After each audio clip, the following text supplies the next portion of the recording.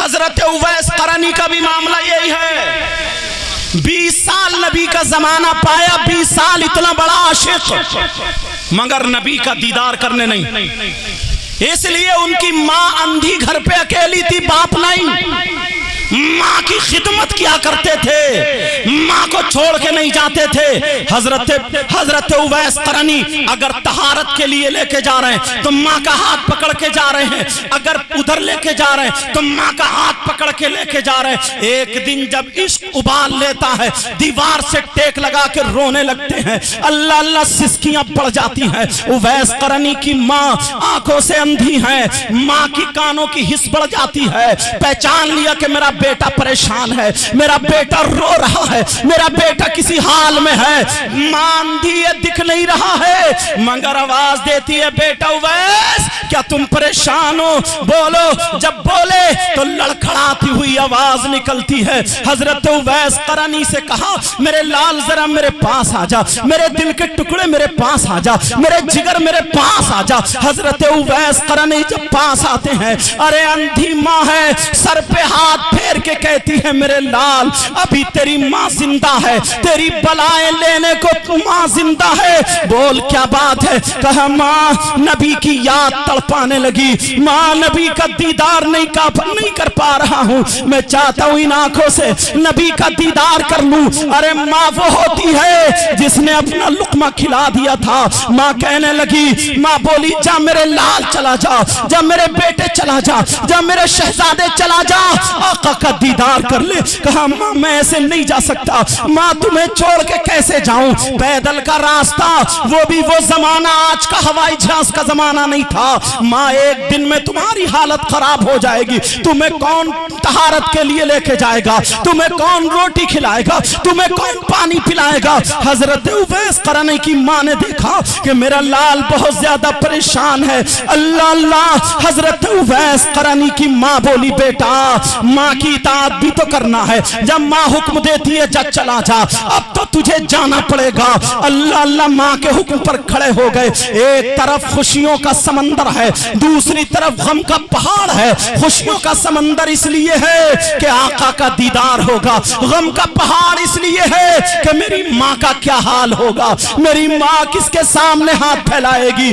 کہا بیٹا جا چلا جا. اویس قرنی نے سر پہ ہاتھ رکھوایا, کہا ماں میں جا رہا ہوں, کہا ماں میں چل رہا ہوں. ماں دروازے پہ اندھی ماں ہے, دیوار پکڑ کے کھڑی ہو گئی اور کہنے لگی, میرے لال جا رہا ہے. کہا ماں جا رہا ہوں. کہا بیٹے میری بات سن لے, اگر جا رہا تو راستے میں کچھ کھا پی لینا, بھوکا مت رہنا.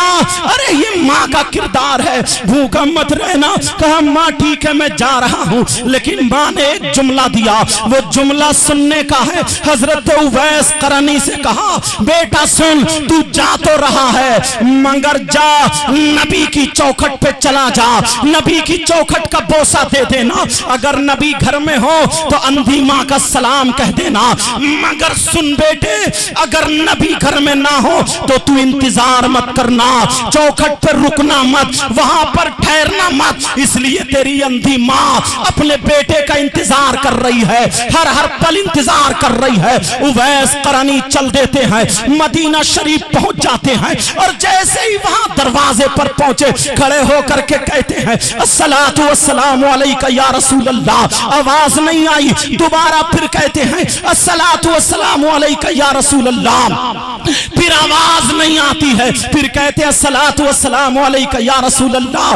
ارے مومنوں کی ماں حضرت عائشہ پوری دنیا کے مسلمانوں مومنوں کی ماں ہے. حضرت عائشہ کہتی ہیں, کون ہے دروازے پر؟ کہا اویس ہے. اویس. کہا وہی دیوانہ جس کا چرچا میرے آقا کرتے ہیں, جس کا چرچا محمد الرسول اللہ کرتے ہیں. کہا وہی دیوانہ ہے. کہا اویس ٹھہرو, نبی گھر میں نہیں ہے, انتظار کرو, ابھی آتے ہوں گے, ملاقات کر لینا. لیکن جب انتظار کا لفظ آیا, ادھر ماں کی آواز کانوں میں گونج رہی تھی, جو ماں نے کہہ دیا تھا دیدار مت کرنا. حضرت اویس قرنی دروازے پر رکے نہیں, حضرت اویس قرنی نے قدم واپس کر لیے, نبی کا انتظار نہیں کیا, اس لیے ماں گھر پہ انتظار کر رہی تھی. اللہ اللہ. حضرت اویس قرنی روتے ہوئے واپس ہو گئے, میں صحابی نہیں ہو پایا, میں نبی کا دیدار نہیں کر پایا. ارے माँ का कहना मानने पर जरा मकाम देखना। अल्लाहु समद हजरत उवैस करनी वापस आ जाते हैं, इतना रोए माँ के कदमों पर। माँ छुपा रही है, माँ थपकी दे रही है, माँ सर सहला रही है। कहा मेरे लाल क्या बात है? बोल नबी ने डांट दिया। मेरे शहजादे क्या बात है? क्या नबी ने तुझको डांट दिया या घर से निकाल दिया? बोल क्या बात है? कहा माँ आका का दीदार नहीं कर पाया, आका के दीदार से मुशर्रफ नहीं हो पाया। कहा क्यों? तूने नबी का दीदार क्यों नहीं किया? कहा माँ नबी घर में नहीं थे, इंतजार करना पड़ता। कहा बेटा ठहर जाता, एक दिन रुक जाता। कहा माँ आप ही ने तो कहा था इंतजार मत करना।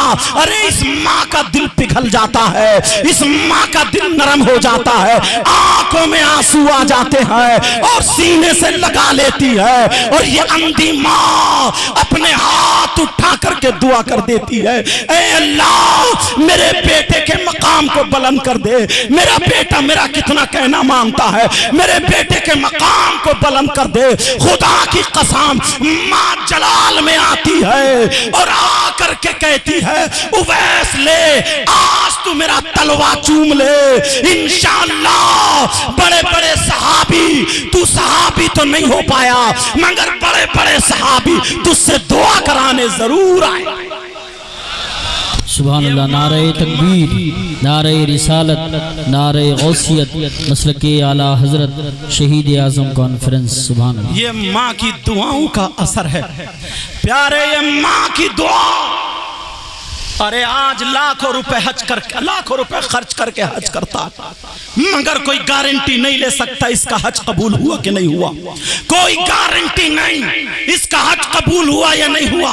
मगर बगैर पैसे के देखो, बगैर दौलत के देखो, शाम को माँ का दीदार करो, शाम को माँ सो जाए, सुबह को उठो, माँ बाप का दीदार करो, मुस्कुरा दो, माँ बाप का दीदार करो। ये मैं नहीं कहता, कोई मौलाना नहीं कहता, ये नबी फरमाते हैं अगर जो भी सुबह को ईमान की हालत में अपने माँ बाप का दीदार करता है, मुस्कुरा देता है, उसे एक हज मकबूल का सवाब, सुभान अल्लाह, एक हज मकबूल का सवाब मिलता है। अल्लाह आज से तुम लोग तौबा कर लेना, आज से जो ये खुराफाते हैं वो तौबा कर लेना। सिर्फ इसी एक बात को उठाऊंगा, वरना तो बहुत सारी बातें इधर उधर हो जाती हैं, जहन से निकलती जाती हैं। नौजवानों अभी वक्त गया नहीं है, अब तक अगर तुम बेराह रवी में थे, अब तक तुम इधर उधर भटक रहे थे, माँ से नाराज, माँ को नाराज कर दिया था, बाप को नाराज कर दिया था, जाओ सुबह ही से माँ बाप के कदमों पे गिर जाओ, माँ बाप का कहना मान लो। खुदा की कसम माँ बाप वो दौलत है जो तुमसे राजी हो जाएंगे, तुम्हें माफ कर देंगे। और अगर माफी मिल गई तो रसूलुल्लाह भी राजी है, अल्लाह भी राजी है। अल्लाह समद अगर तौबा करोगे इस मजमे में, दिल ही दिल में तौबा कर लेना। मैं हाथ नहीं उठवा रहा हूँ, बल्कि दिल से करे जो भी करे, दिल से तौबा कर लेना। आज के बाद माँ बाप को नहीं सताएंगे। अरे अल्लाह तो वो गफूरुर रहीम है, अल्लाह रहमानुर रहीम है। तौबा की जब बात आ गई है तो सुन लो, मैंने ये वाकया कई तकरीरों में बयान किया है, मगर यहाँ पर मौका महल के एतबार से सही लगता है। जरा सुनो, एक नौजवान बस्ती में रहता था। अल्लाह अल्लाह, उस नौजवान के हालात क्या थे? वो नौजवान ऐसा था, बस्ती में रहता था, अगर आग हाथ में ले ले तो उसके हाथ नहीं जला करते थे, अगर आग दामन में ले ले तो उसके दामन नहीं जला करता था, अगर आग पे चला करता था तो उस नौजवान के पांव नहीं जलते थे। आधा गांव उसके पीछे रहता था। हमारी दुकान में चलो, हमारे मकान में चलो, वहां पर बरकतें होंगी, कदम रख दो। बुजुर्गों से बरकतें होती हैं। सारे लोग उसके हाथ चूमते हैं। बड़ा नमाजी था, बड़ा मुत्तकी परहेजगार था, मगर एक दिन उसका पुराना दोस्त मिल गया और उसके मोढ़े पे हाथ रख के कहने लगा, भाई जरा बता तो तेरा मामला कैसे बदला है, तेरा मामला कैसे बदला है? तेरे हाथ नहीं जलते, तेरे پاؤں نہیں جلتے, تیرا دامن نہیں جلتا. ارے تو کیا تھا, کیا ہو گیا؟ وہ نوجوان اپنی کہانی سناتا ہے, میں تمہیں سنا کر کے جا رہا ہوں اور تم توبہ کر لینا. وہ نوجوان کہتا بھائی سن, تجھے تو معلوم ہے پوری بستی میں سب سے بڑا غنڈا میں ہی تھا, پوری بستی میں سب سے بڑا لفنگا میں ہی تھا. ارے شراب اور جوئے کیا کیا ہم نے نہیں کیے, سٹے اور تاش کیا کیا ہم نے, جو بھی برائیاں تھی وہ کیا کیا ہم نے نہیں کیا. یہاں تک کہ 40-50 کا گروپ رہتا تھا, جو مرغے تلے جاتے تھے, کھائے جاتے تھے, بیئر اور شراب پی جاتی تھی, غریبوں کا ہنسی مذاق ٹھٹا اڑایا جاتا تھا, لڑکیوں کو بے عزت کیا جاتا تھا. نہ جانے کتنی لڑکیوں کی عزت نیلام کی تھی, ان کی عزت نیلام کی تھی, لوٹا تھا. اللہ اللہ, ایک دن کیا ہوا, میں صبح صبح جب نکلا تو میرے سر پہ شیطان سوار تھا, لیکن جیسے ہی گھر سے باہر نکلا تو میں نے سامنے سے دیکھا ایک لڑکی آ رہی ہے جو بہت زیادہ خوبصورت ہے, لیکن چادر اوڑے ہوئی ہے, اس کی چادر پہ پیمد لگا ہوا ہے, اس کی چادر سے جسم دکھائی نہیں دے رہا ہے. میں نے دیکھ لیا بہت خوبصورت ہے. اللہ اللہ, وہ کہتا ہے میں تو سب سے زیادہ غنڈا تھا, میں تو سب سے بڑا لفنگا تھا, کسی سے نہیں ڈرتا تھا, 40-50 آدمی رہتے تھے.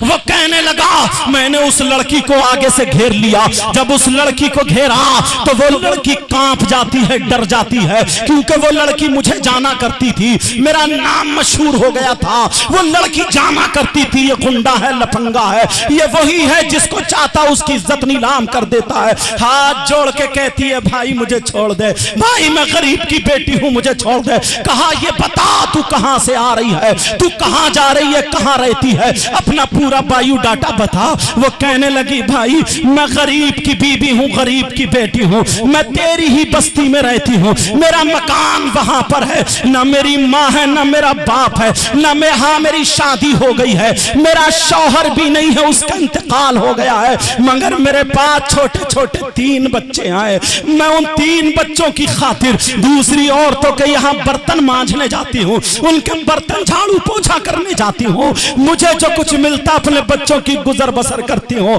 بھائی مجھے چھوڑ دے. اس لیے وہ نوجوان بولا میری نیت خراب ہو گئی.